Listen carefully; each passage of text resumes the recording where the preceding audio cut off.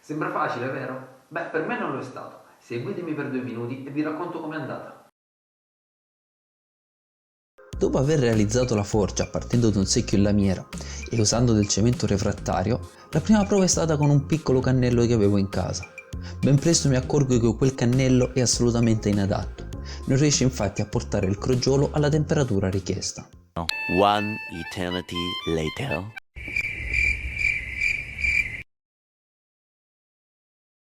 Capisco quindi che devo realizzare un cannello decisamente più potente. Mi procuro un lungo tubo d'idraulica da pollice, da un'estremità metto un rubinetto gas a cui applico un riduttore fatto al tornio e avvito un ugello della saldatrice a filo continuo che ha un diametro del foro da 1 mm.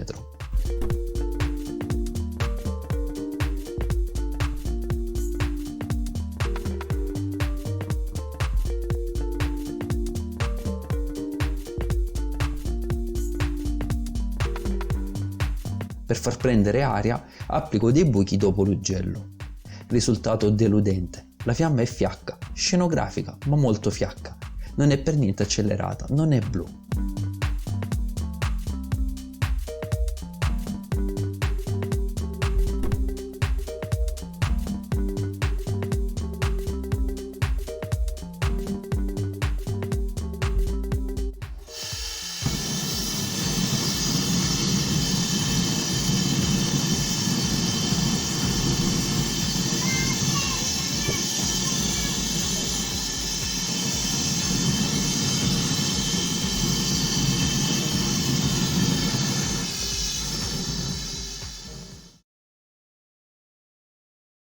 Mi sento con un amico e mi spiega che l'aria deve per forza entrare dietro l'ugello del gas, non dopo. Diversamente non si verifica il giusto effetto Venturi e quindi il propano non brucia completamente, sviluppando tutto il suo potere. Mi metto al tornio e creo un'altra versione dell'adattatore per l'ugello, un po' più lunga.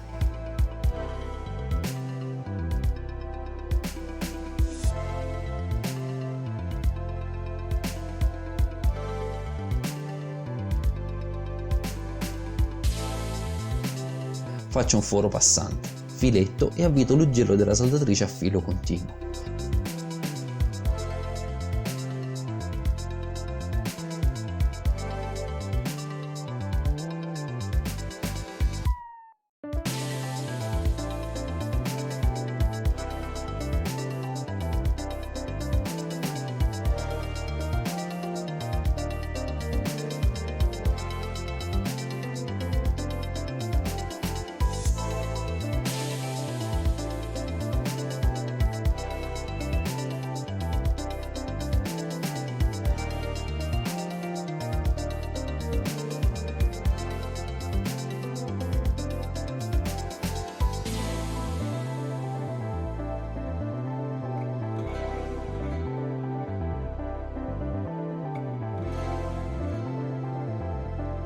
Questo è il lavoro finito.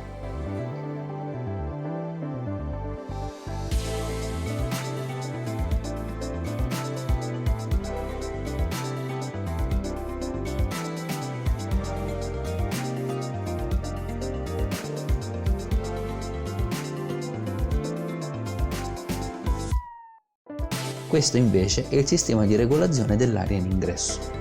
Riprovo, niente, prova ancora fallita. La fiamma è alta ma non è concentrata e quindi non riscalda fino alla giusta temperatura. Ma sto comunque imparando, sperimento e non mi arrendo. 20 minutes later.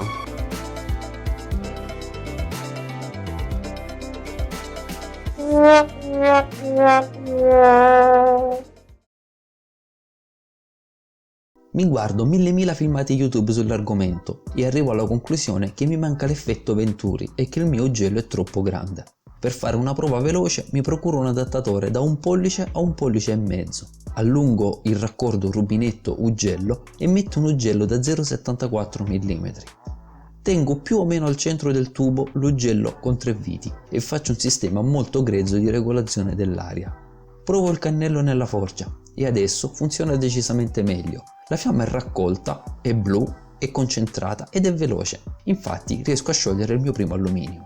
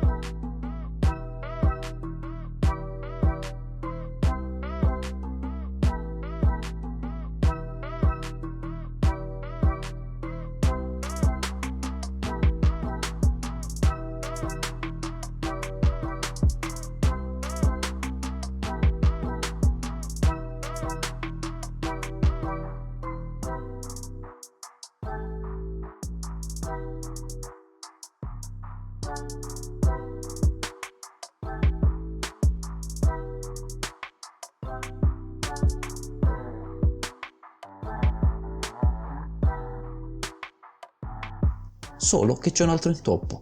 Il troppo calore riesce a bucare il mio crogiolo ricavato da un profilato a sezione quadrata in ferro, spesso giusto un paio di millimetri, e tutto l'alluminio fuso cola fuori e va a finire nella fornace. Ok, ho imparato un'altra cosa. Il ferro comune si sfoglia alle alte temperature. Serve quindi un crogiolo più spesso. Però ho verificato anche che il nuovo cannello funziona a dovere, quindi posso creare una versione poco più rifinita.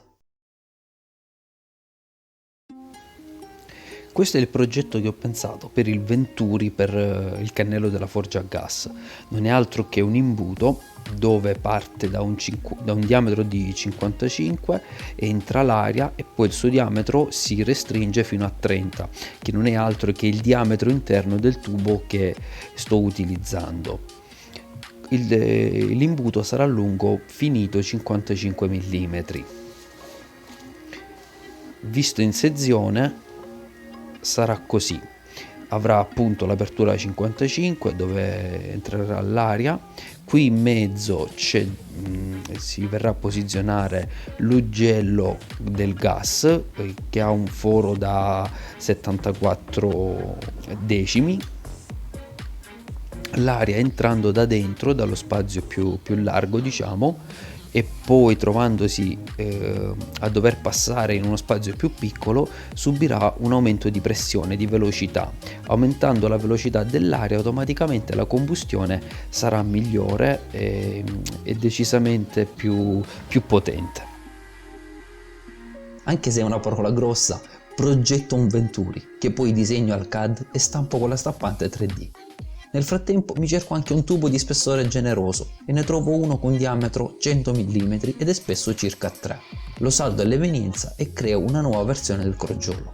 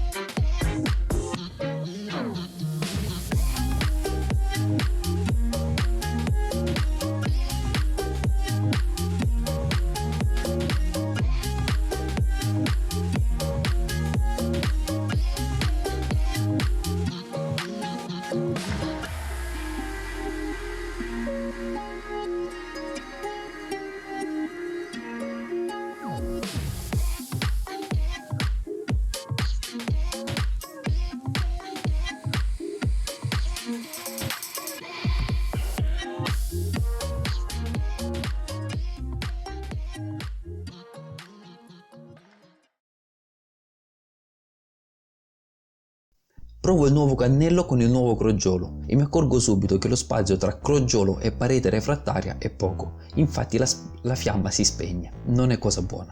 Altro errore, ma ho di nuovo imparato qualcosina, non mi arrendo, persevero. Con un tondino da edilizia scavo letteralmente la malta refrattaria e allargo la sede per il crogiolo.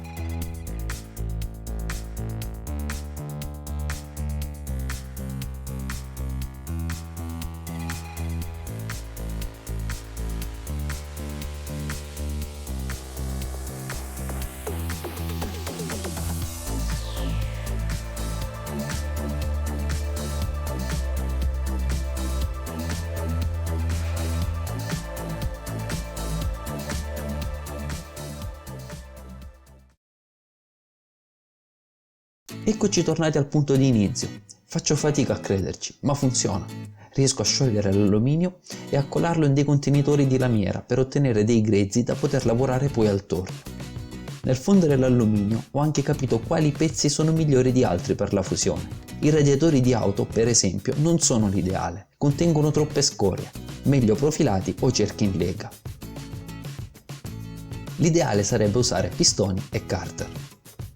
Per arrivare a temperatura di fusione dell'alluminio, quindi poco più di 600 gradi, il mio sistema impiega meno di 15 minuti. Per poter pulire l'alluminio liquido dalle scorie uso un pezzo di ferro, alla cui estremità ho saldato un cucchiaio da cucina a cui ho praticato diversi fori.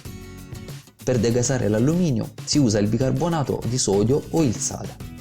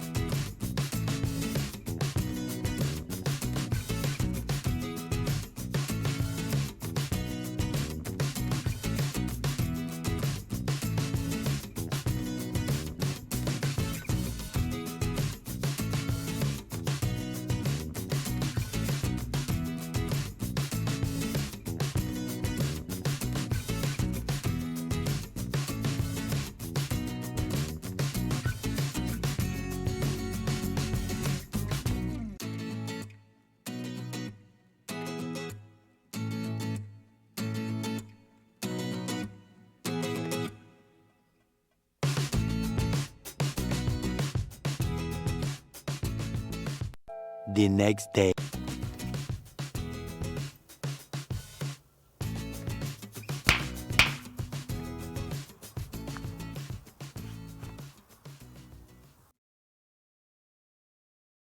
Giusto 2 considerazioni sulla sicurezza. Tenete bene a mente che quell'alluminio fuso arriva a 600 gradi, quindi è estremamente pericoloso, può causare ustioni molto gravi o addirittura incendi. Quindi fate le cose con il cervello. Il cannello può sembrare estremamente pericoloso in quanto è alimentato dal propano, ma in realtà non è così pericoloso come sembra. Mi spiego. Finché il cannello funziona e c'è la fiamma, esce il gas e si infiamma, il pericolo non si pone.